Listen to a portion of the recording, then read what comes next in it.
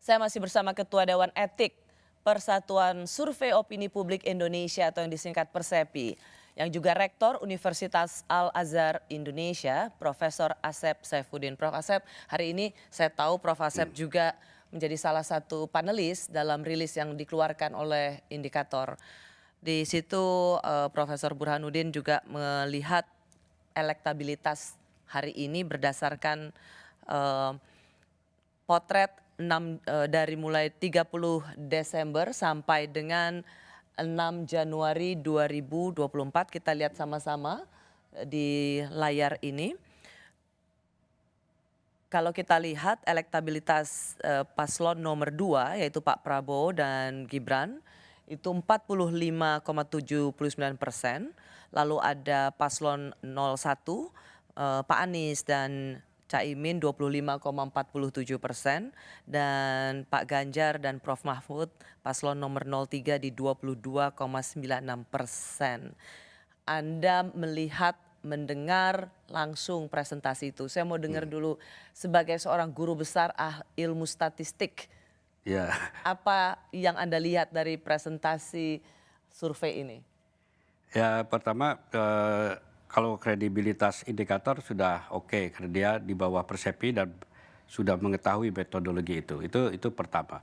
Adapun hasil, kalau saya ingin memberikan pendapat itu tidak ada istilah menang atau kalah. Ya kalau dikatakan unggul boleh ya. Tapi hasil itu unggul di 02 tidak berarti menang 02. Itu perlu.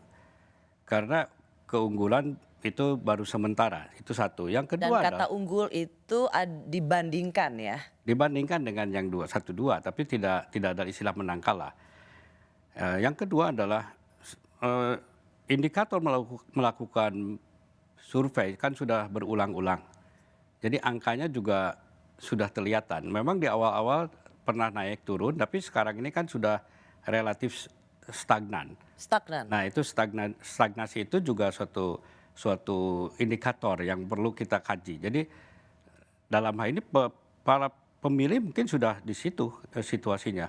Tidak lagi ada suatu lonjakan yang mungkin turun banget atau naik banget ya. Oke. Sorry, kalau begitu misalnya nih ada penulisan yang melukiskan misalnya paslon 02 naik drastis unggul dari dua paslon lain, apakah itu memang menjelaskan angka? Kalau dilihat dari nilai unggul, kalau naik drastis atau itu adalah terjemahan. Nah penerjemahan itu bagi statistik ya tidak bisa dilihat naik drastis ya. Artinya harus melihat data saja, data terhadap dianya sendiri di mana terjadi stagnan. Terjadi penurunan atau kenaikan di 01 atau 03 itu adalah suatu data aja. Tapi tidak boleh dikatakan bahwa ini sudah almost final gitu ya. Itu satu. Sorry, maksudnya jadi tidak bisa dikatakan naik drastis hanya karena melihat ada kenaikan di antara misalnya saingannya, karena tetap harus dilihat tren dirinya sendiri. Tren dirinya sendiri, oke. Itu perlu itu. Kalau kita coba lihat hasil temuan dari survei indikator hari Kamis ini, kita akan lihat tren elektabilitas capres cawapres survei indikator. Nah, apa yang bisa kita lihat dari angka-angka ini, Prof, di layar ini? Kita lihat paslon 1, 24 di periode sebelumnya, 24%, 22%, dan 25%.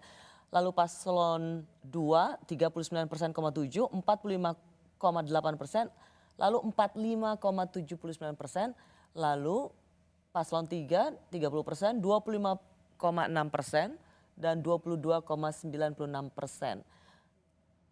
Jadi bisa saja ada penulis yang ingin mengutarakan, melonjak drastis itu dibandingkan dengan 25 dan 22.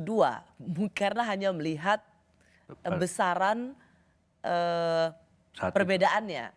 Tetapi yang harus dilihat kalau melonjak itu adalah trennya. Itu yang tadi ingin Anda katakan ya, Prof? Ya, betul. Dan juga ini kan begini, perubahan yang katakan dari 39 ke 45 itu tentu ada faktor yang menyebabkan perubahan itu terjadi. Ya memang ini kelihatan naik ya lebih dari 6% kan. Ya. Tapi kalau kita lihat lagi untuk periode berikutnya itu kan stagnan.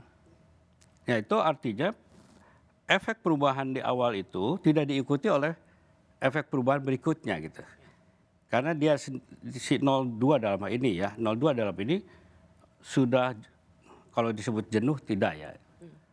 Pola untuk merubah pemikiran orang memilihnya itu belum ada ide-ide kreatif yang baru. Oke, Gitu. kalau begitu, ini sebenarnya apakah kabar baik bagi kalau melihat angka, ini apakah ultimatum kabar baik bagi misalnya paslon 02 yang dianggap unggul atau saat ini angkanya lebih unggul dan kabar buruk bagi paslon lainnya atau sesungguhnya bagaimana membaca angka ini? Mana Oke. kabar baik untuk siapa dan kabar buruk untuk siapa? Oke, kalau melihat angka jangan statis dan tidak, kalau menurut saya apapun hasilnya tidak bisa dikatakan kabar buruk terutama. Tetapi itu adalah alarm untuk yang mempunyai nilai di bawah bahwa apa yang dilakukan selama ini belum memberikan efek terhadap pemilih. Sehingga kalau menurut saya bagaimana mengoptimumkan strategi-strategi berikutnya karena kita masih di bawah katakan. Ya. Begitu juga kalau yang sudah menang. Makanya saya katakan bahwa yang menang atau dalam artian yang unggul jangan merasa Pasti menang. pasti menang. Yang belum unggul jangan kecewa atau jangan khawatir karena ini masih bergerak terus. Justru harus mampu memanfaatkan data apapun ya yang di bawah ataupun di atas jangan sampai terjebak oleh dirinya sendiri yang menerjemahkan yang salah. Justru kalau nilai ini di bawah, mereka harus mengoptimalkan strategi-strategi baru agar bisa meningkat. Karena hasil survei ini bukanlah final. Bukan. Baik. Dan ini kalau istilahnya di dalam statistika itu ada yang sebut dengan moving average. Jadi si nilai rataan itu berubah-ubah. Ya. Nilai rataan 45 Oke. 39 itu berubah. Prof, ini pertanyaan saya tapi tidak usah dijawab dulu. Pernah nggak survei salah?